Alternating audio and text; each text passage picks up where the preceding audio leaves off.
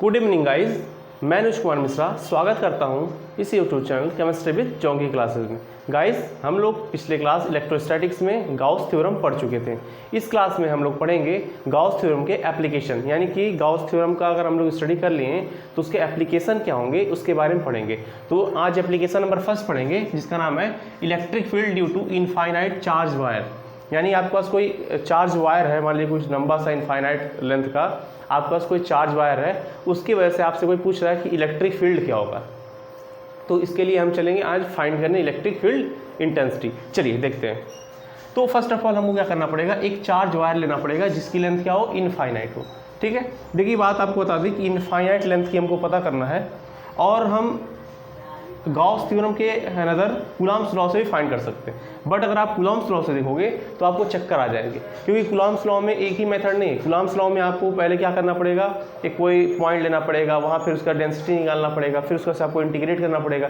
पता नहीं किसी को ट्रिग्नोमेट्रिक फंक्शन आते हैं नहीं आते हैं, तो बहुत सारे वहाँ पे तामझाम है। वो भी मैं करवा सकता हूँ, ऐसी बात नहीं है। लास्ट में एनसीईआरटी में क्वेश्चन भी दिया गया है कि विदाउट गॉस लॉ का यूज़ किए आप इलेक्ट्रिक फील्ड निकाल के दिखाइए एक कोई इनफाइनाइट लेंथ वायर की वजह से, तो वहाँ आपको फाइंड करना पड़ेगा। बट यहाँ पे हमको गॉस थ्योरम का एप्लीकेशन पढ़ना है। और एप्लीकेशन मतलब क्या होता है कि कोई भी हार्ड चीज़ को आसान बनाना। गॉस थ्योरम क्या करता है, उस चीज़ को बहुत ही ईजी बना देता है। जो आप इंटीग्रेट करते हैं, इतना लंबा लंबा ट्रिग्नोमेट्रिक वैल्यू लाते हो, वो कुछ भी यहाँ नहीं मांगता है। यहाँ सिंपल आप गॉस थ्योरम को देखोगे कैसे कैसे किया जाता है, सीखोगे। अगर आप सीख लेते हो तो ये आपके बहुत ही काम आता है। चलिए स्टार्ट करते हैं।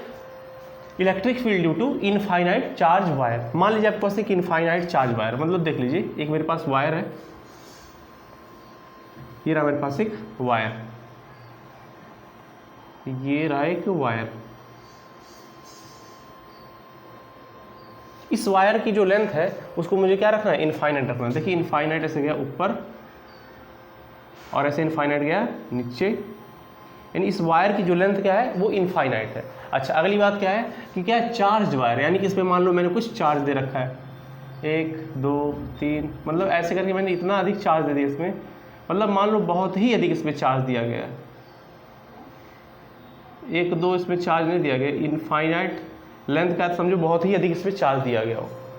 अगर हम आपसे कहते कि इस इतने लंबे चार्ज वायर की वजह से किसी पॉइंट पर इलेक्ट्रिक फील्ड निकालो, तो आप तो पढ़े हो कि किसी पॉइंट चार्ज की वजह से इलेक्ट्रिक फील्ड निकालना।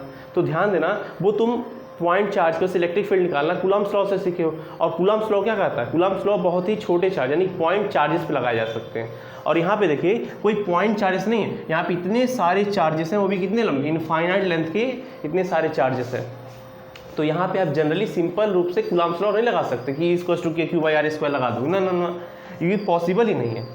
तभी तो गॉस लॉ है। अगर ऐसे पॉसिबल हो जाता कि आप सिंपली कूलॉम्स लॉ लगा दो तो गॉस लॉ की जरूरत ही क्या थी। तो यही बात आई थी कि इतने बड़े प्रॉब्लम को सॉल्व करने के लिए गॉस लॉ ने कैसे इसको क्लियर किया, आइए सीखते हैं।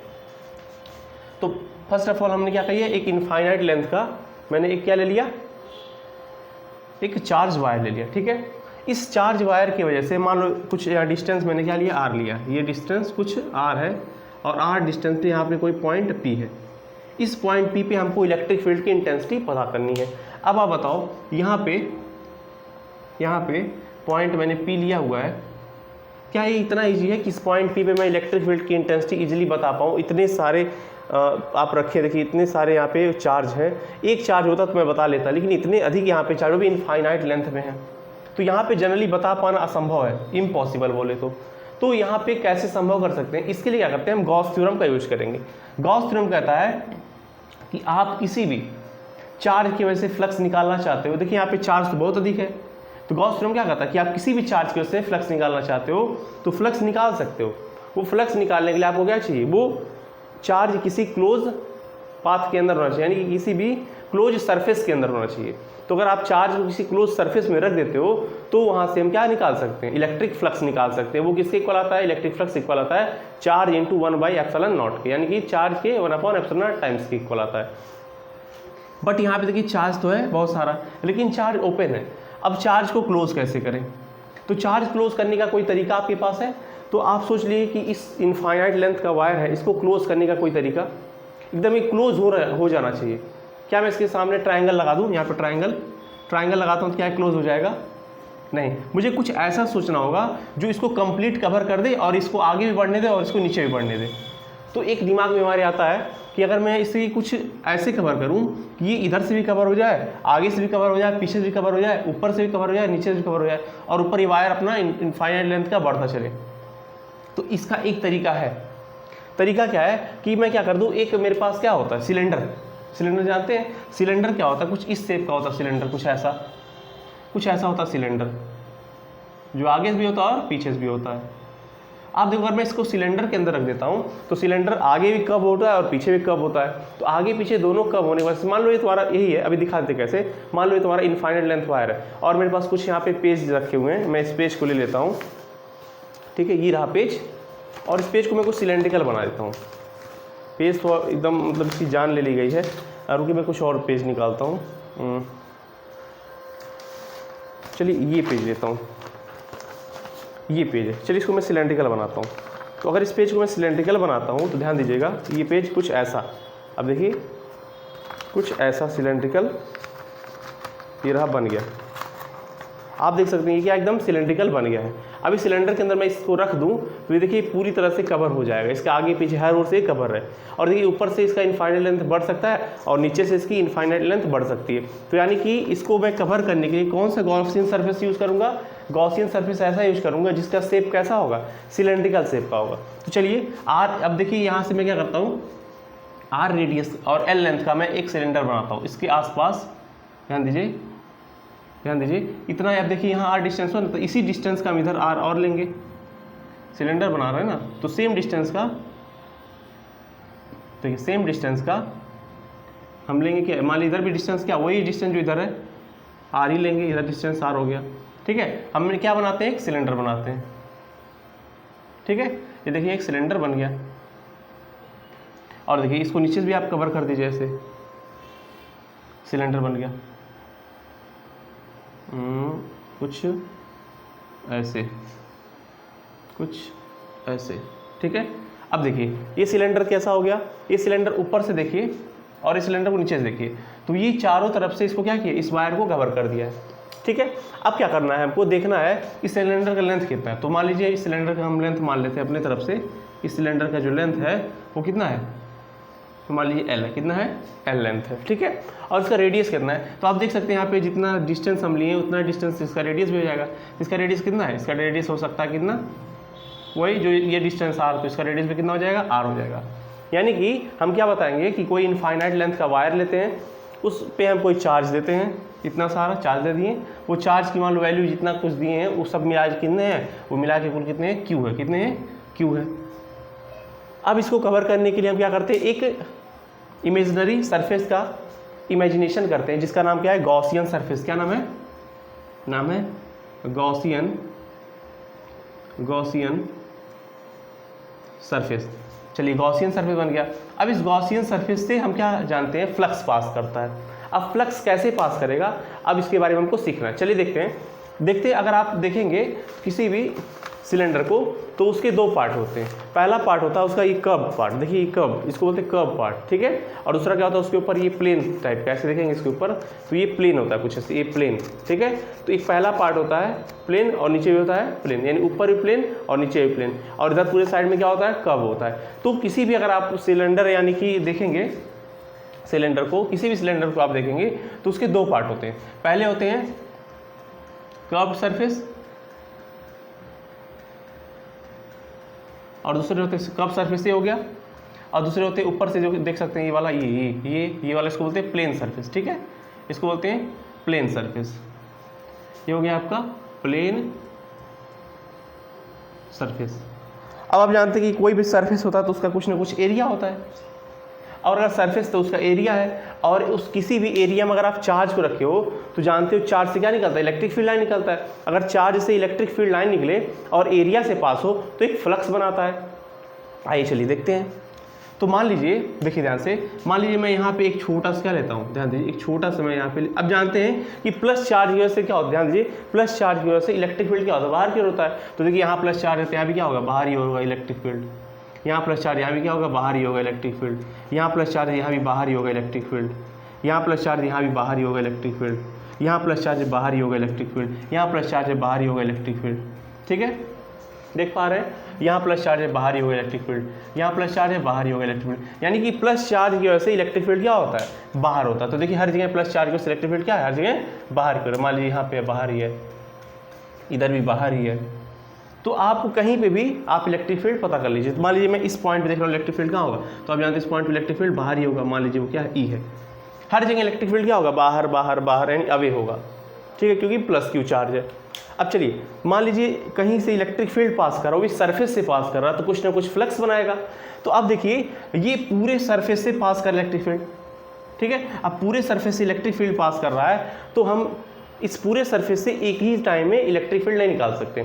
तो फिजिक्स में क्या होता है, आप छोटे से सरफेस के इलेक्ट्रिक फील्ड निकाल लो, और छोटे से सरफेस में देखो कितना इलेक्ट्रिक फील्ड पास कर रहा है, तो छोटा सा आपको फ्लक्स मिल जाएगा। उस छोटे से फ्लक्स पे अगर आप इंटीग्रेट कर लो, यानी इंटीग्रेशन कर लो, तो आपको कंप्लीट फ्लक्स मिल जाएगा। तो मान लो एक छोटा सा सरफेस मैं यहाँ पे लेता हूँ, ध्यान दो, एक छोटा सरफेस मैं यहाँ पे लेता हूँ। ठीक है, सरफेस नंबर 1 मान लो क्या है तुम्हारा, सरफेस नंबर 1 S1 है। ठीक है, मान लो छोटा सरफेस मैं यहाँ लेता हूँ, यहाँ मान लो सरफेस नंबर 2, यहाँ क्या है तुम्हारा S2 है। ठीक है, अगर तुम चाहो तो तुम नीचे भी ऊपर कहीं ले सकते हो, लेकिन कहीं लेने की जरूरत नहीं है, 2 जगह काफ़ी है। क्योंकि यहाँ पे देखो S2 किसको बताएगा, S2 बताएगा कर्व को। जो S2 लिया हूँ क्या है, कर्व्ड है, और S1 क्या है तुम्हारा, प्लेन है। मैं लिख लेता हूँ प्लेन। ठीक है, अब देखिए कहीं भी अगर हम क्या लेते हैं, सरफेस लेते हैं, तो सरफेस के परपेंडिकुलर क्या होता है, एरिया वेक्टर होता है। तो ध्यान दीजिए इसके, यानी कि आपका क्या है, प्लेन ऐसा कुछ है। ध्यान दीजिए आपका प्लेन ऐसा था सिलेंडर का, ध्यान दीजिए सिलेंडर का प्लेन कुछ ऐसा था, ऐसे कुछ था। तो इसका एरिया वेक्टर क्या होगा, परपेंडिकुलर यहाँ से बाहर की तरफ होगा कि नहीं होगा, ध्यान दीजिए परपेंडिकुलर बाहर की तरफ, ऐसे बाहर की तरफ। तो देखिए परपेंडिकुलर यहाँ पे कहाँ जाएगा, ऐसे बाहर की तरफ जाएगा, एरिया वेक्टर ए। आप एस वेक्टर भी लिख सकते हैं, कुछ एरिया वेक्टर लिख लीजिए, चलिए एरिया वेक्टर ए हो गया। ठीक है, और इलेक्ट्रिक फील्ड क्या होगा, प्लस चार्ज की वजह से दूर जाएगा, ऐसे कुछ दूर जा रहा है इलेक्ट्रिक फील्ड ही मान लीजिए है। अब यहाँ देखिए इलेक्ट्रिक फील्ड वेक्टर और एरिया वेक्टर के बीच का एंगल कितना है, आप खुद देखिए, ध्यान दिमाग लगाइए कि यहाँ पे देखिए इलेक्ट्रिक फील्ड ऐसे जा रहा है और एरिया वेक्टर ऐसे जा रहा है, इनके बीच का एंगल कितना है, आप बताएंगे थीटा कितना है, 90 डिग्री है। अच्छा जी, और यहाँ पे देखिए, यहाँ पे एरिया वेक्टर एकदम परपेंडिकुलर इसके बाहर की तरफ ऐसे निकलेगा ऐसे, और ऐसे इलेक्ट्रिक फील्ड भी निकल रहा है क्योंकि प्लस चार्ज है, तो एरिया वेक्टर भी ऐसे परपेंडिकुलर बाहर की तरफ ही निकल रहा है। ध्यान दीजिए, ध्यान समझिए, एरिया वेक्टर भी एकदम ठीक बाहर की तरफ निकल रहा है, ए वेक्टर। तो देखिए इलेक्ट्रिक फील्ड और एरिया वेक्टर के बीच में कोई एंगल बन रहा है क्या, यहाँ पे थीटा कितना है, 0 डिग्री है। तो एक फ्लक्स किसकी वजह से बनेगा, एक फ्लक्स बनेगा आपके इस कर्व्ड सरफेस की वजह से, और एक फ्लक्स बनेगा किस प्लेन की वजह से। देखिए कर्व्ड की वजह से एक सरफेस एक कर्व्ड सरफेस का इलेक्ट्रिक फ्लक्स बनेगा, क्योंकि electric field line curved surface भी पास कर रही है, और प्लेन से भी आपका पास करेगी इलेक्ट्रिक फील्ड लाइन ऐसे ऐसे, तो उसके वजह से भी इलेक्ट्रिक फ्लक्स बनेगा। अब देखते हैं कौन कितना बनेगा, आइए देखते हैं। तो देखिए पहला फ्लक्स, फ्लक्स नंबर फर्स्ट, या फिर मैं लिख सकता हूँ ऐसे कर्व, लिख लीजिए ऐसे कर्व। चलिए ऐसे लिख लेते हैं, फ्लक्स प्लेन से, किससे लिखते हैं, प्लेन से। अब जानते हैं फ्लक्स क्या होता है, फ्लक्स का क्या होता है, फॉर्मूला होता है E dA cos थीटा। ठीक है, अब यहाँ पे आप बताइए प्लेन के केस में, जब प्लेन था थीटा कितना था, प्लेन था थीटा था 90, तो यहाँ पे लिख लीजिए फाई इक्वल्स टू प्लेन, या लिख लीजिए प्लेन क्या होगा तुम्हारा ई तो ऑलरेडी है, dA cos 90 डिग्री। अब ऐसे फ्लक्स यहाँ से पास होगा कर्व से, तो यहाँ पे फ्लक्स लिखिए फाई कर्व्ड क्या हो जाएगा, E dA cos थीटा। अब यहाँ पे देखिए थीटा कितना है आपका, इलेक्ट्रिक फील्ड और एरिया वेक्टर के बीच का 0 डिग्री। तो आप यहाँ पे क्या लिखोगे, E dA cos 0 डिग्री। आप जानते हो कि cos 90 कितना होता है, 0 होता है, और 0 का मल्टीप्लाई यहाँ पूरे में करोगे कितना हो जाएगा, पूरा 0 हो जाएगा। तो यहाँ फाई प्लेन कितना हो जाएगा, फाई प्लेन हो जाएगा 0। अच्छा फाई कब कितना हो जाएगा, फाई कब हो जाएगा आपका EDA। ठीक है, क्योंकि cos 0 कितना होता है, 1 होता है, और 1 का मल्टीप्लाई करोगे तो इतना ही आ जाएगा। ठीक है, आइए अब निकालते हैं नेट फ्लक्स। तो नेट फ्लक्स क्या होगा, नेट फ्लक्स किसके इक्वल होता है, नेट फ्लक्स इक्वल आएगा, आप जितने फ्लक्स जा रहे हैं उनको ऐड कर दो। तो पहला अगर मैं ऐड करता हूँ फाई प्लेन को, इसको फाई प्लेन को ऐड किया, प्लस का फाई कर्व्ड को, तो फाई प्लेन कितना है आपका, फाई प्लेन आपका 0 है, प्लस कर्व्ड कितना है, EDA है, ठीक है, अब ध्यान समझिएगा, EDA तो बन गया। अब यहाँ पे आप लिख सकते हैं, क्या लिखेंगे, लिखेंगे phi net flux equals to EDA। ठीक है, नेट फ्लक्स कितना पास करेगा, EDA। हम जानते हैं EDA, ध्यान दीजिए, EDA क्या होगा, एक छोटा सा फ्लक्स होगा, यानी इस सरफेस से पास होगा। हम चाहते हैं पूरे सरफेस से कितना फ्लक्स पास होगा, इसके लिए हम क्या करेंगे, इंटीग्रेशन करेंगे। तो दोनों तरफ मैं क्या करता हूँ, दोनों तरफ मैं क्या कर देता हूँ, ऐसे इंटीग्रेशन, दोनों तरफ इंटीग्रेशन कर दिए। अब इसका तो यही रहेगा, क्योंकि इसका कोई इंटीग्रेशन होगा ही नहीं, बाहर कर सकते हैं आप, बाहर हो जाएगा क्या, फाई नेट फ्लक्स, क्योंकि कांस्टेंट वैल्यू का इंटीग्रेशन नहीं होता है, और डिफरेंशिएशन होता है तो क्या होता है, जीरो हो जाता। अब देखिए ई को बाहर कर लीजिए, ई बाहर किए तो इंटीग्रेशन किसका किए, DA का किए। आपको याद होना चाहिए, इसके पहले मैं बताया था कि कभी भी अगर हम DA, ध्यान दीजिए, इसको अच्छे से मैं लिख देता हूँ, इंटीग्रेशन ऑफ DA, कहीं अगर ऐसा लिखा हो DX का इंटीग्रेशन x होता है, DY का इंटीग्रेशन y होता है, तो DA का इंटीग्रेशन क्या हो जाएगा, A होगा। तो आप लिख लीजिए फाई नेट कितना आ गया आपका, फाई नेट आ गया E इंटू A। इसको बना लीजिए इक्वेशन नंबर 1। ठीक है, इसको मैं मिटाता हूँ, फाई नेट हो गया है। ठीक है, अब बताइए कि A क्या है, A इज द